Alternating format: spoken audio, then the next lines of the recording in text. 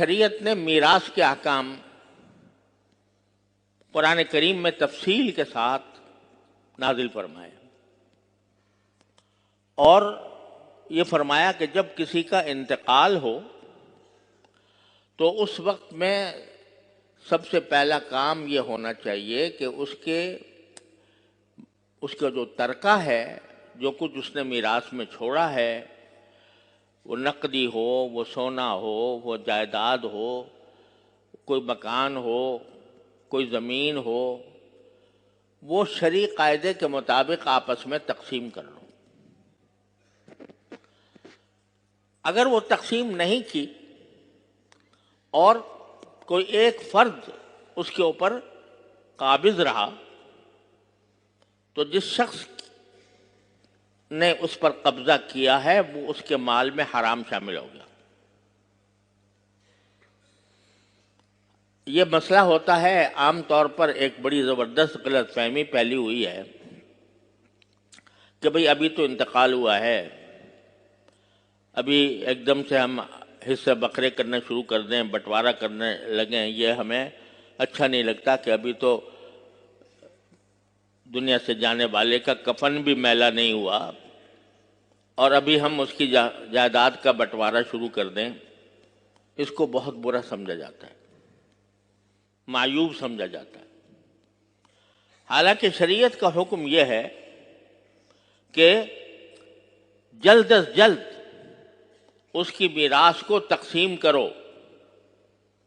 جس کا جو حصہ بنتا ہے اس کو وہ حصہ دو۔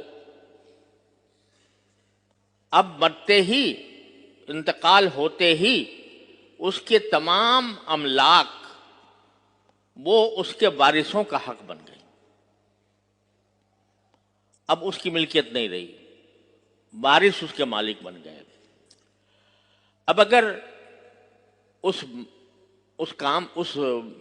ترکے کو کوئی شخص دوسرے وارثوں کی اجازت کے بغیر استعمال کرتا ہے، وہ حرام کر رہا ہے۔ میں آپ کو مثال دیتا ہوں کہ جب ہمارے حضرت والد ماجد بانی دارالعلوم حضرت مولانا مفتی محمد شفیع صاحب رحمۃ اللہ علیہ کی وفات ہوئی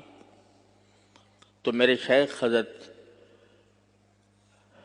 ڈاکٹر عبدالحی صاحب عارفی قدس اللہ تعالیٰ سرہ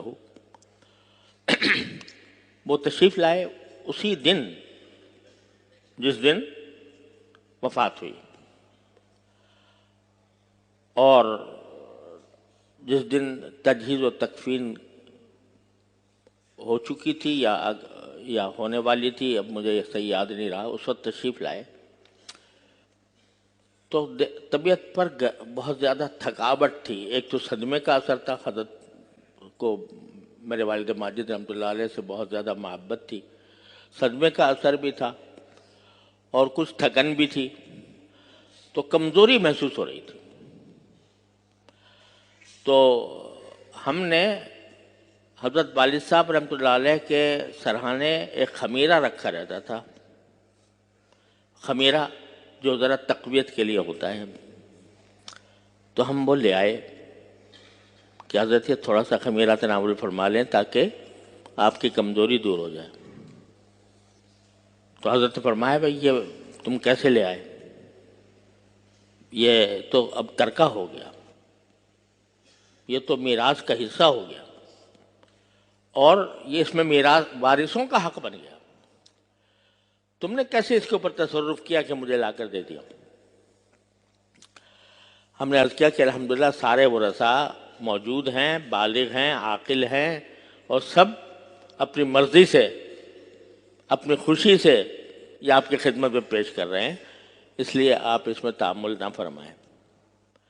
لیکن انہوں نے توجہ یہ دلائی کہ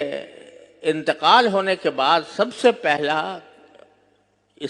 پہلی فکر یہ ہونی چاہیے کہ جو اس کا ترکہ ہے اس ترکے میں کوئی غیر وارث کا تصرف نہ ہو۔ تو یہ شریعت کا حکم ہے، اور ہوتا یہ ہے کہ شروع میں تو کہتے ہیں بھائی ابھی تو ہم آپس میں بھائی ہیں، بہن بھائی ہیں، کیا لینا دینا، کیا تقسیم، کیا بٹوارہ، ہم تو بھائیوں کی طرح رہتے ہیں، جب ذرا وقت گزر جاتا ہے تو پھر اسی سے لڑائیاں اور جھگڑے کھڑے ہوتے ہیں۔ تو شریعت کا حکم یہ ہے کہ جلد از جلد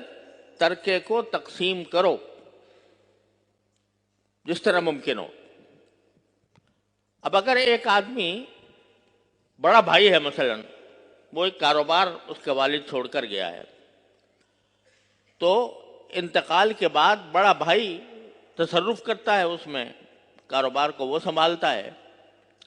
تو کاروبار کو سنبھالنے کے اندر اس کو یہ رکھنا چاہیے کہ آج کے دن سے یہ جو میں کاروبار کر رہا ہوں اس میں سارے میرے بہن بھائی یا جو وارث ہیں وہ سب شریک ہیں۔ اس کے حساب سے